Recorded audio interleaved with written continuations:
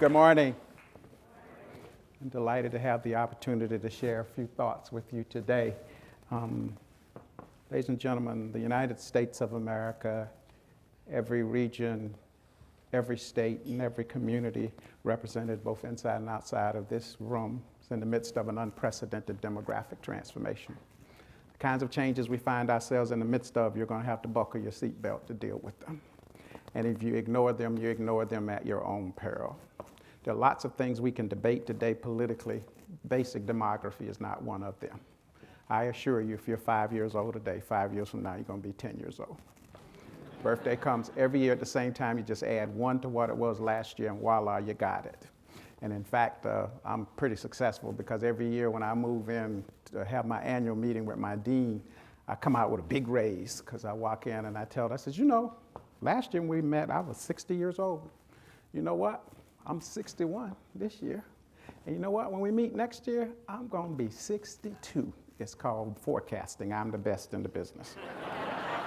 The kind of changes we find ourselves in the midst of are going to dramatically transform all of your social, economic, and political institutions. They're going to transform the workforce. They're going to transform workplaces. They're going to transform consumer markets. Everything about your region is in the midst of an unprecedented change. We call those changes disruptive demographic changes, and I want to talk about them. I want to talk about what the trends are. I want to see where some challenges and opportunities are for you, and hopefully there'll be time for discussion. I'm going to be operating through the lens of the decennial censuses, two of them, 2000, 2010. As you know, every 10 years, we conduct a full enumeration, a full count of our population. How many of you all completed your 2010 census form?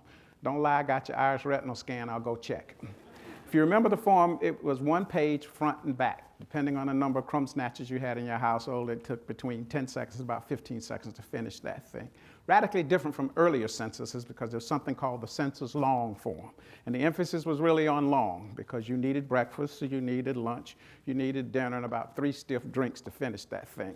They wanted to know about your firstborn, your lastborn, the one you don't own up to. Everything in your business, they wanted to know in that census long form. We don't do the census long form in the decennial census anymore because we have a different way of collecting data that is in essence that census long form, and it's called the American Community Survey. And it is administered to the representative sample of the U.S. population on an annual basis. So we no longer have to wait 10 years. We get these data on an annual basis so we can constantly monitor the trends. So I'll be talking from about 2000 to about 2015 for you with what kinds of trends are going on. I want to suggest to you that there are 6 trends you need to be mindful of in your region. I'm going to list them and we'll talk about each one of them. The South rises again, the browning of America, marrying out is in, the silver tsunami is about to hit, the end of men. I didn't make it up. It's actually the title of a book by a writer for Atlantic magazine. I only had one disagreement with her. She had a period at the end of the sentence. Being a man, I refuse to put a period at the end of the sentence. We'll see.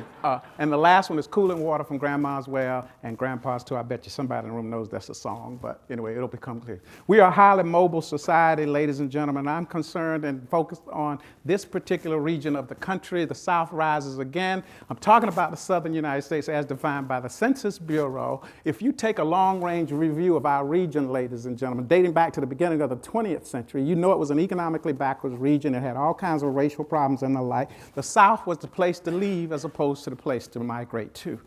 And so if you look at the region up until about 1970, the South only captured about 30% of net national population growth in this region because more people were leaving the region than were coming to the region. And then something profound occurred. Ladies and gentlemen, every decade since 1970, the South has captured about half of net national population growth in this country. We've gone from a region where we speak 2 languages, English and bad English, to one today where we speak well over 250 different languages, including the first decade of the new millennium. We added 27 million people to our population in this country, growth rate of 9.5%. You will note that the South captured about 14.3 million of that 27 million people, growing at about 14%. Your region grew at about 8% during that time frame. The second most rapidly growing region of the big four, well, behind the South was the West region of the country, growing at about 13%. You'll know very, very slow growth in the Northeast and the Midwest. What share of growth? About 53% of net growth concentrated in this region, 32% out west. What's going on, ladies and gentlemen, is the profound redistribution of population in this country from the Northeast and the Midwest to the West and the South. We actually compute something called the geographic centroid of our population. If you plot it historically, it has been moving from the Midwest to the Southwest today. The geographic centroid is in rural Missouri. I'm betting it's going to be in Mexico by 2020. Y'all invite me back to see if that's right. Why is this happening? It's all about migration. It's all about immigration. Look at the data. What you will see is the South was the only region of the country where everybody was moving to in larger numbers than were leaving. You talk about all migrants, you talk about African Americans, you talk about the Hispanics, you talk about elderly, you talk about the foreign-born. Everybody headed to this region in a larger numbers than they were leaving. You can't say that about the West. The West was losing Hispanics, was losing elderly. If you come to the Midwest, the only group during this period that were moving in large numbers than were leaving were the elderly. And this is a news flash. After this last past cold winter, they're going to be the heck out of there too, so just buckle your seatbelt. They're coming.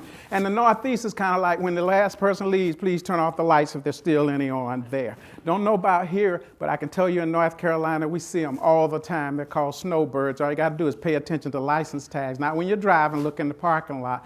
Now, some of them make the mistake and leave New York and go to Florida to get down and figure out how did you know what, so they come back to North Carolina. They're called halfbacks. They're halfway back to New York, but the profound change in our population.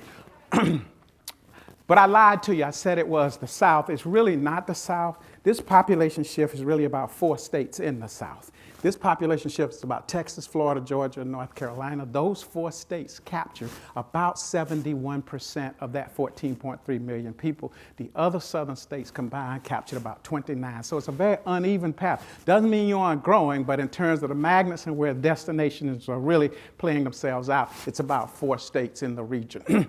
Now, I stopped purposely at 2008 in that previous graphic because we've had something called the Great Recession. And the question becomes, well, what impact did the Great Recession have on migration and mobility behavior? The answer is a slowdown in the magnitude of movement, not a change in the direction of movement. Look at the upper left-hand quadrant.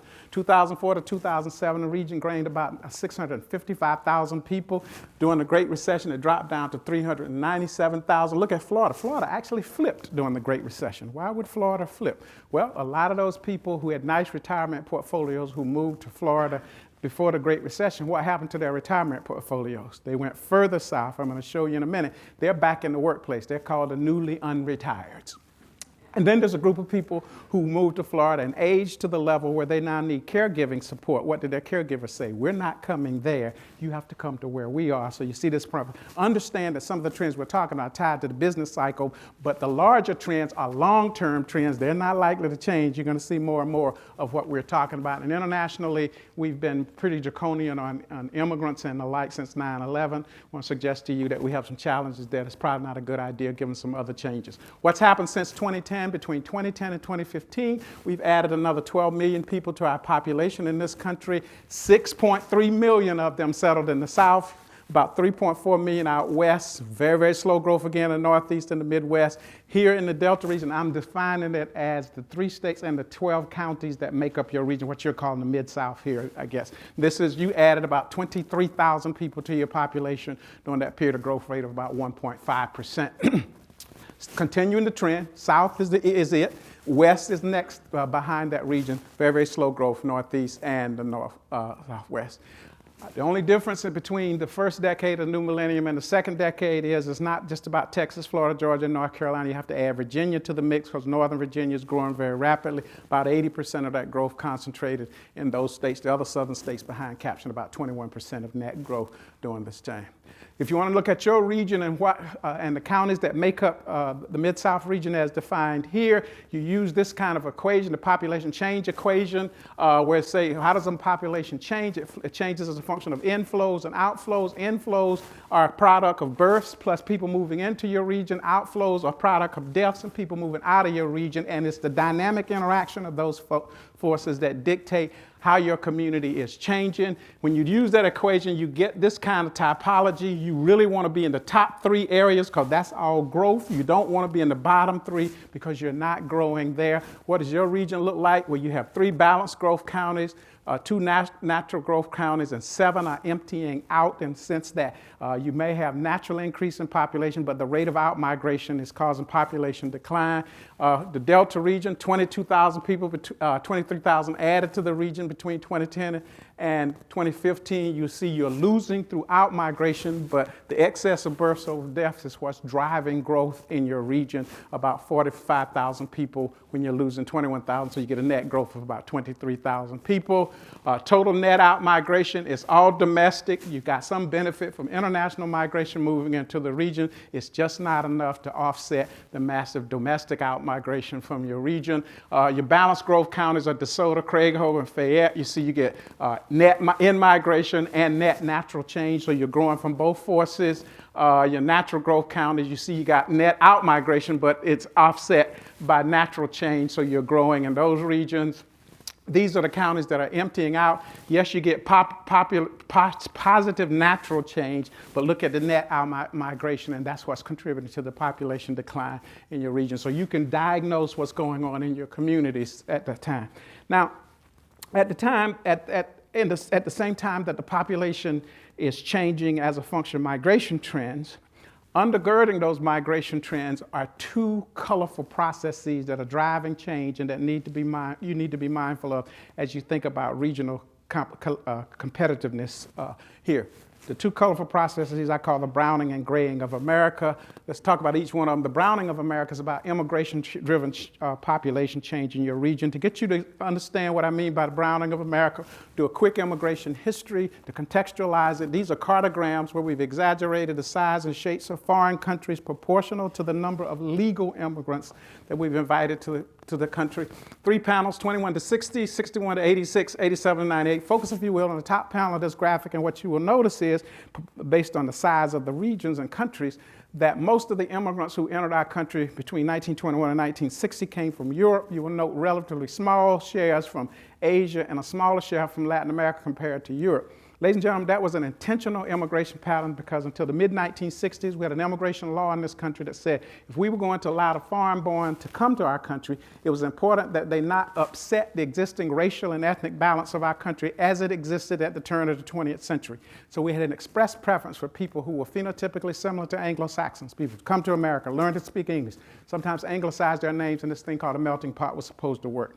In other words, we operated on a quota system that was geographic or discriminatory against people from certain regions of the world. Go back to the 1880s, for an example, we had something called a Chinese exclusion law. They shouldn't be allowed to come to America because it would be, quote unquote, difficult to assimilate into mainstream society. Fast forward to the first decade of the 20th century, we defined what became known as the Asiatic Barrier region that included Japan. Shouldn't be allowed to come to America because it would be, quote unquote, difficult to assimilate. So we control the composition of our population through our immigration law. That all changed in the mid-1960s, and in particular in 1965, coincident with the civil rights movement and domestic life, we liberalized our immigration law via something called the Hart-Celler Act of 1965. Put a pin in it because it's one of the most profound pieces of legislation that is principally responsible for the diversity of our population as we know it today. The Hart-Celler Act eliminated those discriminatory provisions based on geographic origins, opening up the doors of our country to people who heretofore had not been allowed to come. Basically from Latin America, Asia, Latin America, the Middle East. You see that evident in the middle panel of the graphic. You see immigration from Europe shrinks relative to the first period. You see it beginning to grow. You fast forward to the last panel in this graphic, you see immigration from Europe almost disappears. Ladies and gentlemen, since 1965, a majority of the immigrants who have arrived in America have come from Asia, Latin America, and the Middle East. These are people of color. So this browning of America has to do with the fundamental shift in the trend and the fundamental shift in phenotype. These are people who are phenotypically different from the Anglo-Saxon model. They can go through the assimilation process, but you always know that they're different because their phenotype is different. So takeaway number 1, undergirding the browning of America, fundamental shift in geographic origin. Takeaway number 2, fundamental shift in phenotype. Takeaway number 3, the numbers changed across all of those periods. Look at the left-hand side. You see early in immigration history, we only allowed about 206,000 100,000 immigrants, legal immigrants, to enter our country on an annual basis. You see, over time, we have progressively allowed more and more people to come on an annual basis from 561,000 in the 60s through the 90s. You fast forward to 2009, 2022, about 1.1 million people entering our country, all contributing to the growing diversity of our population. In 1965, we acknowledged for the first time that we are a nation of immigrants, and we said people who were being persecuted in their homelands for economic, political, or religious reasons, that they too should be allowed to come. Refugees, parolees, and asylees, those numbers fluctuate depending on the conditions around the world and depending on our proclivity to allow them to enter our country. But however many come, they all contribute to what we call the browning of America and the like. That's the law, ladies and gentlemen. To the extent that it's controversial, it's usually about what do we do with refugees and things of that nature. Those people come through legal channels, not much there. It's when you move here, though, when we start talking about illegal immigration, when people begin to get body parts out of shape. Now, illegal immigration wasn't much of a problem in our country prior to 1965 for two reasons: the Atlantic Ocean and the Pacific Ocean. You ever met anybody try to swim either one of those bodies and arrive? So it just wasn't a problem. But after 1965, we have the fundamental shift in geographic origin and a contiguous border that has been relatively fluid. Over the years, this thing called illegal immigration has assumed greater importance. How important? 300,000 to 400,000 people enter our country illegally annually over the last couple of decades. The current controversy and the controversy over illegal immigration today is not new. I taught at UCLA in California for about 14 years in the 80s and 90s. We had a lot of discussions at that time that we have too many illegal immigrants in America. We need to do something to stem the tide. At that time, the federal government says, well, maybe if we saturate labor demand, we fill every job in our economy, there'll be no reason for an illegal immigrant to enter our country because there won't be anything for them to do. How do we propose to do that? There's something called the Immigration Reform and Control Act of 1986. We said to any illegal immigrant in America, if you've been here illegally, you can document that you've been here illegally since before 1982, we will grant you amnesty, no questions asked. Well, how do you document that you've been here illegally since before 1982? Well, if you got a rent receipt, a clothing bill, a greasy receipt, say I bought a Whopper from Burger King before 1982, we grant you amnesty. How many people came forward to accept the federal government's offer of amnesty? About 3 million people came forward, all contributing to the growing diversity of our population, and then understand that once they came, they could bring family members via the family provision of the immigration law, and so the numbers were actually bigger than that. But we know that there were about 2.7 million people here illegally who didn't trust the federal government enough to come forward. They said, I ain't going for the okie-doke, you're not going to identify me and then deport me. And they didn't go home either, so they stayed. So by 1996, we estimated about 5 million illegal immigrants in the country. If you follow the debate today, since 2005, that number ranges anywhere from about 7 million to about 15 million. And I'm known as a business demographer, ladies and gentlemen. I probably average 3 to 5 calls a month from somebody in the media asking me how many illegal immigrants there are in this country. And I used to get really, really worried and nervous, stay up all night, blaze a path to the restroom, get on the plane, ask for a napkin so I could figure. Because, when you get off, you want to know your stuff. And then I figured out I was the only one getting old and ugly in this process. So when anybody calls me and asks me how many illegal immigrants in the country today, I just say a lot. The real number is about 11.5 million people, ladies and gentlemen, who are here illegally. When you hear the debate about illegal immigrants, what population is always at the forefront of the discussion? Who are we talking about? Some person of Mexican descent surreptitiously crossing the Rio Grande, right?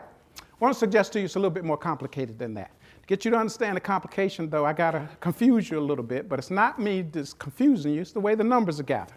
Are you aware that there are a group of immigrants in America called non-immigrants? Non-immigrants are people we invite to come to America on a temporary basis. They enter the country on visas. There are at least 68 different categories of these people. Tourists, international students, foreign diplomats, and international baseball players all enter America on visas. Ladies and gentlemen, if you come to America on a 90-day tourist visa and you stay 91 days, what are you? No, you call a visa overstay. Ladies and gentlemen, 40 to 45% of the illegal immigrants in America walk through the door with papers from the federal government. When it's time to go home, what do? They stay. Remember the terrorists of 9/11? 6 of them were here with temporary visas that hadn't expired. 3 of them fit the visa overstay category. When it's time to go home, they just stayed. Another 6, we don't know how the heck they got here. 1 came on a student visa, was supposed to go to California to learn to read and speak English, but instead came to flight school in Florida. And everybody in flight school was a bit dubious of this guy because of his poor facility of English, so they reported him to the Immigration Service, the Federal Aviation Administration, everybody that they could think of. The guy could speak English well enough to tell the flight school he had no interest in learning how to land planes, only to fly them. Why don't you hear much about this group of people, ladies and gentlemen? Well, it's big business for us. Look at the numbers grew from about 11.8 million in 1981 to about 32.8 million right before 9/11. Tourists spend $3,000 to $5,000 per visit. International students contribute $12.8 billion to our economy annually. Why? Because they pay 10 to 15% higher than out-of-state tuition. They're not allowed to work while they're here, so they have to pay the full freight of their cost of living. And don't tell me that an international baseball player is a low-wage worker.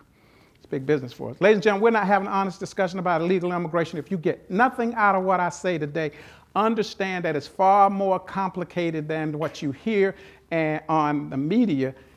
These folk come from all over the world, these visa overstayers.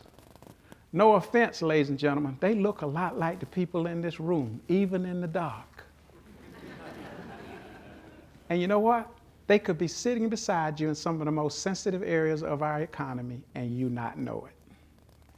We're not having an honest discussion. I didn't say 10%, I didn't say 20%. I said 40 to 45% of the people walk through the door with papers from the federal government. So building a wall around your country and the like won't solve the problem. It'll just create some more doors for people to walk through. We're not having an honest discussion. In fact, I don't know who in here is illegal. I'm going to find out before I leave.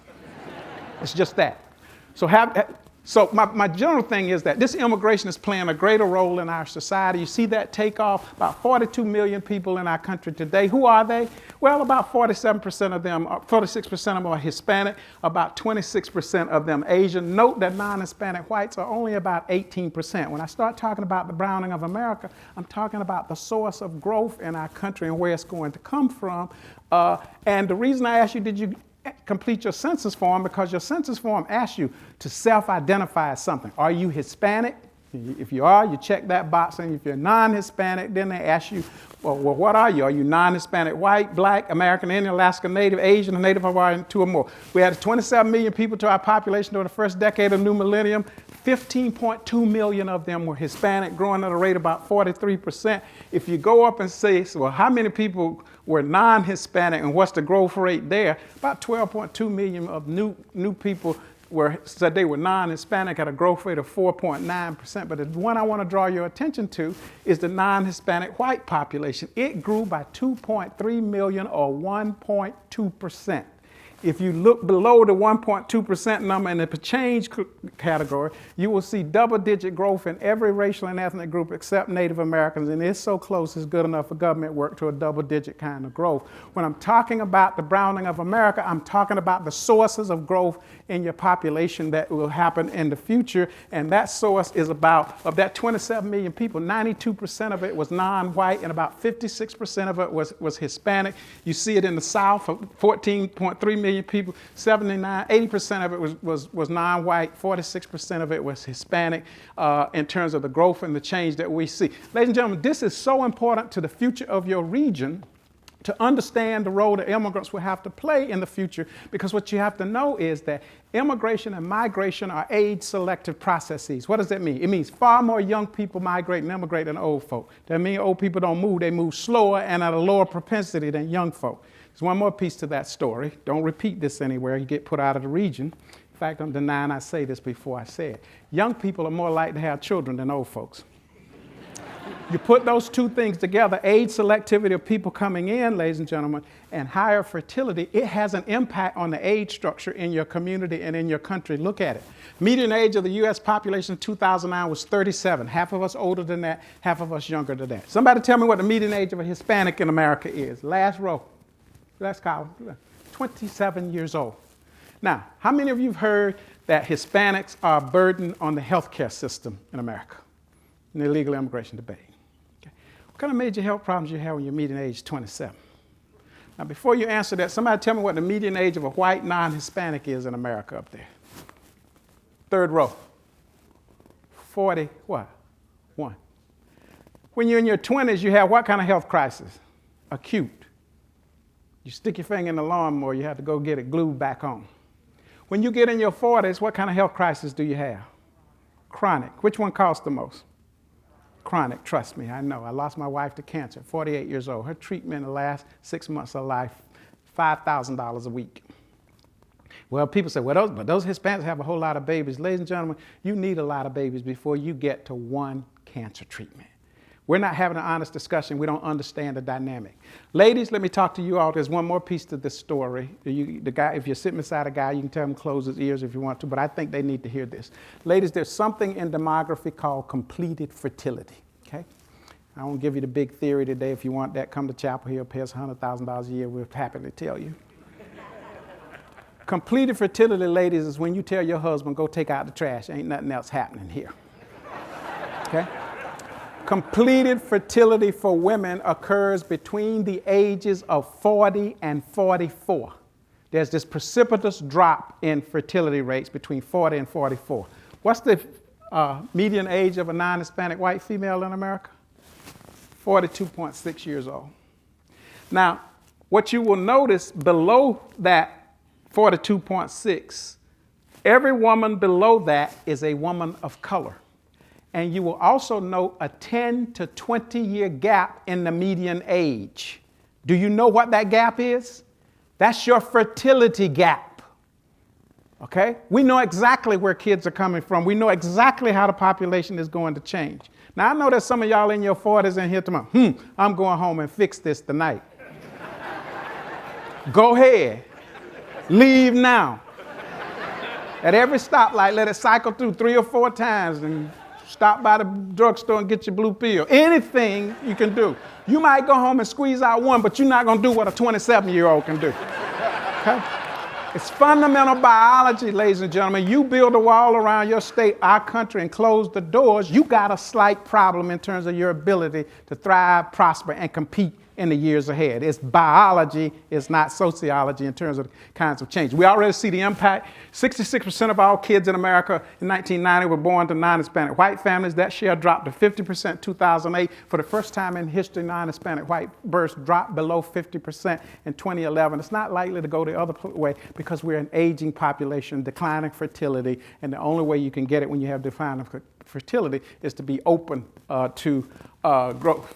We're talking about a heck of a color adjustment in our population. We think by now, by 2050, the non-Hispanic white share of the population is going to drop below 50% at around 47%, while it was at 67% in 2005. 10 years earlier, it was at 74%. That's what I'm talking about when I talk about the browning of America. What does it look like in your region? You added 117,000 people to your population during the first decade of the new millennium. You lost 19, close to 20,000 whites, but you gained in every group of color, including the Latino population that grew by 121% during the first decade of new millennium. So your region is mimicking the nation as a whole in terms of the kinds of the browning that we're talking about here for your region. Look at the age difference across your counties. High 30s to high 40s among your white population, 30s and 20s among your black population, and mostly 20s for your Hispanic. Remember, migration, immigration, age-selective processes. They're young people in their childbearing age. If you're going to grow, you're going to need a diverse pool of DNA to grow with moving forward. Because at the same time that browning is going on, our population is aging, and I'm talking about our native-born population now. This is what we're calling the graying of America. You may ask, how do I know if I'm part of the graying of America? 4 ways.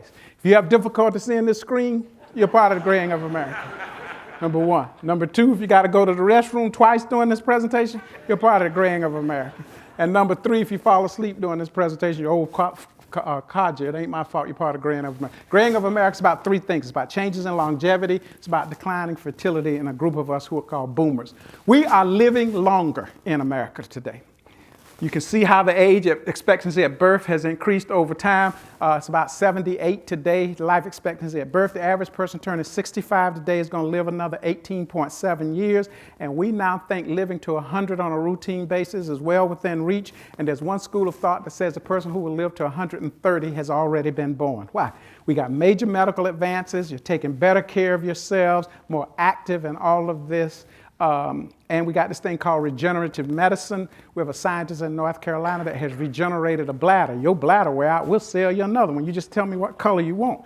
We're working on every body part now. And then we popularized this thing in the media and consumer things. You all heard about 60 is the new 30, right? They got these commercials on TV of women 60 years old wearing yellow spandex on TV, twitching, talking about 60 is the new 30. I told you I turned 60 last year. 60 is 60.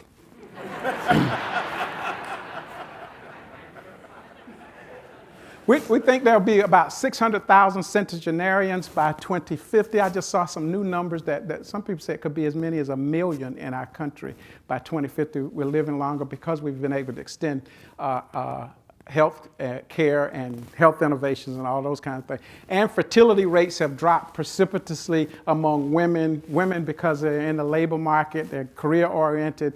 The more women become career-oriented in the labor market, age of marriage goes up, age of childbirth goes up. That reduces the number of children that you can have over time. And so that you need to have, if you're a couple, ladies and gentlemen, 2.1 kids to replace yourself. Don't ask me about the 0.1, you just got to be rocking and rolling. It's 2.1 because some babies die at birth. If you need 2.1 kids to replace yourself, who's replacing themselves in America? You got one group. Non-Hispanic whites and blacks have had a fertility rate of between 1.8 and 1.9 for 2 decades. Now, I don't know how you get 0.9 of a kid. I taught a few of them at Carolina. But it takes 2.1 to replace. You see, if you build a wall around your country, keep everybody out, and you got below replacement level fertility, how do you grow? How do you pay your bills? Got to understand the connection between aging and immigration if you're going to change. And then there's a group of us who were born between 1946 and 1964. Let me see a show of hands. Everybody born between 1946 and 1964. Look around. Everybody who got their hands up, part of the post-World War II hormonal rush in America. Our fathers went off to World War II and came back home and got busy. They got busy to the tune of producing 81 million of us. We are known as the boomer generation. And ladies and gentlemen, on January 1st of 2011, the first baby boomer born in America turned 65 and became eligible for what? Everything. Every day, 7 days a week, 365 days of the year for the next 20 years, we boomers will be turning 65 to the tune of 8,000 per day. Every day, 7 days a week, 365 days a year for the next 20 years. That's the silver tsunami, okay? Look at it. 45 to 64, 81 million people. 20 million people moved into that area at a growth rate of 32%. You will note the second most rapidly growing population was the 65 plus population. Why? Because we're living longer. That's that silver tsunami, that aging thing, but we got a slight problem, ladies and gentlemen. What happened to the 25 to 44-year-old population? It declined. One of the things that we've missed, and you have to be mindful of, that some of the debilitating diseases that beset boomers and pre-boomers later in life are now besetting Gen X and Gen Y early in life, leading to the early onset of death and disability. If you understand that Social Security is a pay-as-you-go system, what that means is if you're paying in now, somebody else is doing what? Spending your money. In order for you to get something out when you reach there, what needs to be happening to that 25 to 44-year-old population? It needs to be growing, and they need to be doing what? Working. Only half of millennials work in America, ladies and gentlemen. We call them boomerang crumb snatchers. You send them off to college. They graduate with a ton of debt, and they're back where? Home. Not buying houses, not buying cars, a whole certain range of things. This is the problem right here for us, because you can't pay your bills if you don't have a diverse gene pool to continue to grow and the like. So understand that this is not trivial. That's how often we're aging by the day and by the minute. Look at your region. You're a lot like the nation as a whole. You got big growth among your boomer population. You got rapid growth among your 65 plus population. But look at your 25 to to 44-year-old population. It declined, and you got slow growth in your under 25 population. You can't sustain yourself in that way. You just can't. Got to understand the dynamic and what is happening in your region so you look like the nation as a whole in terms of those kinds of things. This means that you got, for the first time, I'm going to run through this in a hurry, you got 4 generations in your workplace. Everybody from the pre-boomer born in 1945 or earlier, who most familiar in love with a rotary dial phone, to the millennial born in 1980 or earlier, who waltzes in at 10:30 in the morning with 2 buds in the ear whistling, and all you boomers who arrive at 5 o'clock in the morning, because that's the way we roll. The boomer looks at the millennial and says, look at that, that's a bad work ethic, come rolling up in here at 10:30 in the morning. Millennial looks at you long enough to take the 2 buds out, say, you can't spell work ethic because I finished walking in the door, what you've been navel gazing at since 5 this morning, and Mr. Pre-Boomer trying to get the first rotary dial call out for the day. And somebody's got to manage all of that, and you got an HR system that is a one-size-fits-all. You can't operate. Those are the number of people across the 4 generations. That's one of your big, big challenges if you're going to be a world-class region moving forward.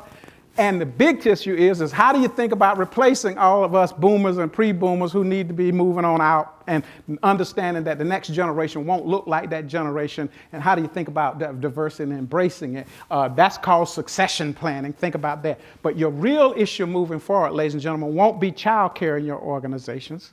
It will be elder care. Because of that huge wave of people who are aging out, and particularly if you have a loved one with Alzheimer's or dementia, you will have to figure out how to squeeze work in. It's radically different. We don't have organizations, we're not poised for this kind of change that is going to hit us. People with elder care responsibilities constitute a $40 billion a year problem in terms of lost work productivity, and people don't talk about it for fear of reprisal, because we got a what? An HR system that is a one-size-fits-all. You got to understand that. Those are changes. And this is a global thing. Japan sold more adult diapers than baby diapers last year.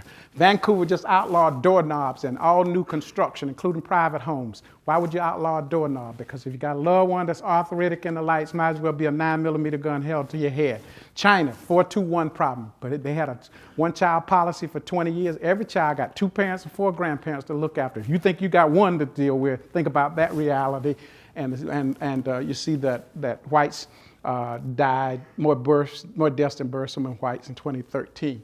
Family life is changing. Inherit no longer the norm. Marrying out is in. Profound shifts in marriage patterns in America. You know, it was illegal for blacks and whites to marry until the mid-1960s. I'm not talking about that. I'm talking about a more diverse pattern. The out-marriage rate means you marry someone of a different racial or ethnic group, doubled among newly married couples from about 7% of all marriages to 15% in between 8 and 2008, went from 3 to 8% among currently married people. Who's doing all this hooking up in strange ways? Well, about 41% of those marriages are between Hispanics and whites, about 15% between Asians and whites, and about 16% of the cases both parties are non-white. And note that black-white relationships are about 11%, and there's 17% of other folks. I don't know who the heck they are, but they're having fun. What is this, ladies and gentlemen? What does it mean for your region? Recognize that the kids of the future won't fit in the nice and neat little crucibles that we're accustomed to putting them in. They won't allow you to put them in. So be careful how you portray family life in your advertisements for your region. Think about your school system and all of that kind of stuff. Whose history are we teaching and a whole range of things? Because this is the second most rapidly growing population, people 2 or more races behind Hispanics. A big thing. That's it for the nation. I don't have time to talk about it. And these living ranges are becoming far more diverse and interesting as well. Cooling water from grandma's well and grandpa's too is about one of the most rapidly growing household types you're faced with in the future. Grandparents raising grandchildren. Look at it. Households with children grew by about 3.8%, first decade new millennium. Husband and wife, no grandparents present with their kids, grew by 1.4%. Households where both grandparents are present, raising grandchildren, grew by 42%. Grandmother only raising grandchildren, 9.3%. Grandfather only raising grandchildren grew by 29%. Now, you may be thinking about your grandmother and mine. My grandmother was 97 when she passed away, which means she's almost had an AARP card when I was born. What you need to understand is about half of these grandparents are between the ages of 30 and 50. What does that mean? Don't look all cross-eyed when one of your frontline workers who's 31 years old walks up to you and say, I need time off this afternoon to go to school to check on my what? Grandchild. It will be real. You can moralize about it all you want to, but in reality, that's what is going on in society, and it's a real problem. We built our own school in North Carolina. I have a 45-year-old great-grandmother as a caregiver. Dramatic changes, and you got an HR system that's one size fits all. You got to understand that. And not only in any instances will the grandchild be in the house with the grandparents, but maybe one or more of the biological parents may be there too. Why? We had a major housing foreclosure crisis and the like. When you lose your house, where do you go? You go home. You go home. The challenge here is we have really smart kids who are living in this situation, can't qualify for a college scholarship because a college scholarship is based on household income. See, your household income can look pretty good when there are 40 people in the house. But not a single one of them make enough money to buy you a book. We have to engage with the schools and understand life is not like it used to be. These kids deserve a college scholarship, and it shouldn't be based on those things. You got to intervene to make things like that happen. Same-sex households are growing rapidly. Be careful, again, how you portray family life. You can see, you all can look at this on your own. I know my time is just about up here. Let me talk about one thing really quickly for your region, or two things really quickly, the end of men and this triple whammy, because I want you all to feel this. So the good news first with this end of men thing, women are about to surpass men as the numerical majority in the paid workforce. In 2010, women constituted 49.8% of all paid workers in our economy. The operative term is paid workers. Women have been working all their lives. So ladies, the good news is y'all doing well, looking good, making a little money, educated, all that stuff. But this is not because we've decided to treat you all fairly. Because there's a huge wage gap out there, gender wage gap out there. Rather, this reality is because men are doing so poorly in American society today. Look at the Great Recession. 80% of the job loss among men. Some economists call it a man recession. But it goes deeper than that. Today, 3 times as many men of working age do not work at all compared to 1969. Why don't they work? Skills mismatches, disabilities, incarceration. Disability rate doubled between 1997 and 2009. Median wage in American male dropped by $13,000 after accounting for inflation. But the most telling statistic for me was, after peaking in 1977, male college completion rates have barely changed over the past 35 years. In 2010, we granted 572,000 more degrees to women than we did men in our higher education system. Where are the men? So ladies, the good news is y'all doing well, making money. If you ain't, the bad news is if you ain't hitched, forget about it. There are not enough eligible, marriageable males to go around. Ladies and gentlemen, you can't have stable families, you can't have stable communities where you leave this many men outside the normal workings of the market. And look at this, you can see the data. Male enrollments in community colleges, I don't have your specific, but this is the Southeast region. Community college, about 40% male. This is my UNC system. I don't have your data. The UNC system is 44% male. The white schools, 46% males. Our minority serving institutions, 38% male. Our historically black colleges, 37% male. We had one college a couple years ago that was 80-20. 80% female, 20% male. I assure you at birth, the sex ratio is not 80, what? 20. Where are the men? Where are the boys? How do you have stable families? How do you have stable communities when you got that kind of sex ratio? Got to understand, and it starts early in your school system. I don't have time to deal with it, but here's the thing I want to close with. Give me 2 minutes. At the intersection of this browning and graying in our country is an interesting dynamic that I think lies at the root of your competitiveness as a region moving forward. These counties right here are known as racial generation gap counties. In these counties, the adult voting age population are predominantly white, aging, empty nesters, but the school age population is predominantly non-white. What kind of support for public education you think you get there? They ain't got no dog in the K-12 education fight. My kids are out of school and most concerned about crime, safety, and retirement amenities. And they vote self-interest usually. These counties are majority-minority counties. The adult voting age population is predominantly minority, non-white. School-age population, predominantly non-white. Lots of interest in public education. What's missing? They're all low-wealth counties, not enough money there to do anything. The rest of the counties, the gray, the white area there, are majority counties, where the adult voting age population is predominantly white, school-age population is predominantly white. Lots of interest and support for public education there. About a fifth of the kids who go to school in those white spaces are kids of color. But if you peer beneath the veneer, the kids of color are either attending racially isolated schools within those districts, or in the good schools, they're underrepresented in the college prep tracks, honors, IB, AP courses, and the like. In other words, the next generation of kids that have to propel our country and our nation and your region moving forward are between a rock and a hard place through no fault of their own. You can't be competitive, you can't be sustainable leaving that many kids behind. That's whammy number one. Whammy number two is at the neighborhood level. Segregation. These neighborhoods right here are 60% or more non-Hispanic white, okay? Those neighborhoods are 60% or more non-white. And the yellow are mixed tracts moving from white to non-white. We call that hyper-segregation, separate and unequal, and rivals the segregation that exists in the year Brown versus the Board of Education. Again, you can't compete, you can't thrive where you leave that kind of isolation that exists. Whammy number two. Whammy number three, school-age poverty. Those neighborhoods, 40% or more of the kids are growing up in households with incomes below the poverty level. Those neighborhoods, between 25 and 39% of kids are growing up with incomes below the poverty level. We put those two things together, we call that extreme poverty circumstances. And the yellow, the poverty rate's less than 25, we call that extreme affluence. When I talk about the triple whammy of geographic disadvantage, I'm talking about those three things right there, that the average kid of color and son, a lot of poor white kids today that walk into school systems are between a rock and a hard place because they have some of this dynamic. How many of them?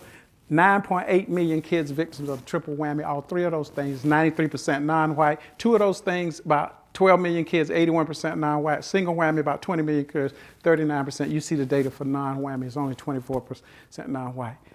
Those are food deserts. See the visual correlation? I live in Durham. My school is in Durham, North Carolina. It's all that and a bag of chips plus dip on every rating of places. And a little girl at our school told me the other day when I asked her what did she have for dinner last night. She said, last night was not my turn to eat. At our house, we rotate who gets to eat dinner, and I get to eat every third night. How can you have a competitive society? And those are school suspensions for black kids. 3 million kids suspended every year, including 250,000 of them who referred to the police for misdemeanor charges as early as the first grade. Who's going to hire you when you got a misdemeanor charge that follows you from the first grade? Those are Latino kids. And if you look at who's taking the tests at the end of the year, you'll see a huge sex ratio imbalance. Males are blue, females in red. You see there are far more females in the room than there are males. Where are the males? Either suspended, or there's one school of thought that says there's some school administrators who are savvy enough to tell their boys, don't come to school the day of the test because I can't have you doing what? Screwing up my average. And we think we're going to be competitive with that. And if you manage to make it through that, these are college readiness scores for a group of high school kids going to community college. The blue line is the percentage that end up college ready. The red line needs one remedial course, and the green line needs 2 or more remedial courses. 71% of these kids couldn't pass developmental level math, adding, subtracting, multiplying, dividing. Only 7% of the 71% ever got to the starting line of college. I'm going to just run through this so you can see what your region looks like because I pulled it off for you. Those are your racial generation gap counties. That's your majority-minority county. Those are your majority counties there. And I gave you the numbers. You can look at them on your own of the breakdown. This is segregation, majority white, predominantly non-white, and those are your transitional areas. You got the numbers. And then this is poverty.